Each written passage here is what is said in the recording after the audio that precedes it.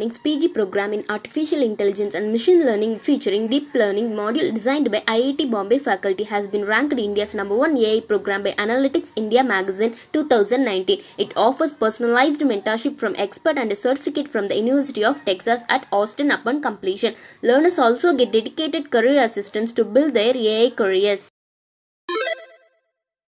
WHO Chief Tedros has said that the world must be better prepared for the next pandemic as he called on countries to invest in public health. This will not be the last pandemic, but when the next pandemic comes, the world must be ready, more ready than it was this time, he said during a media briefing. India's total coronavirus cases have increased to 42,80,422 after a single day spike of 75,809 cases. COVID-19 death toll in the country has surged to 72,775, while the number of patients who have been discharged so far have reached 33,23,950. Active cases stand at 8,83,697. A total of 10,98,621 tests were conducted on September 7.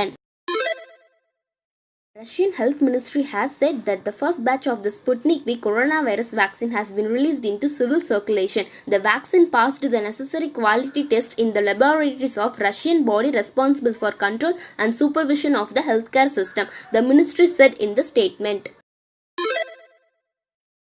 15-year-old boy spends nearly 2.5 lakhs from grandfather's pension money on PUBG store. A 65-year-old Delhi pensioner lodged a police complaint after he received the message from his bank saying his account had 275 rupees. When the case was transferred to Cyber Cell this month, it was found that 2,34,497 had been transferred by this 15-year-old boy grandson and spent on PUBG store. The boy deleted messages of the transactions from his grandfather's phone.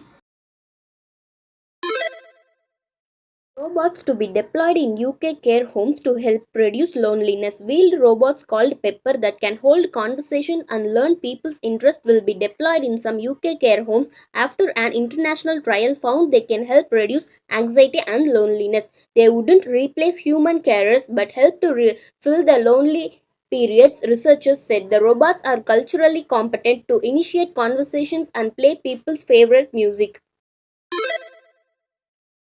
Taj Mahal and Agra Fort will reopen for visitors from September 21. The Archaeological Survey of India (ASI) Agra Circle announced on Monday only 5,000 tourists will be allowed each day at the Taj Mahal and 2,500 tourists will be allowed every day at Agra Fort. Electronic tickets will be provided as ticket counter will remain closed.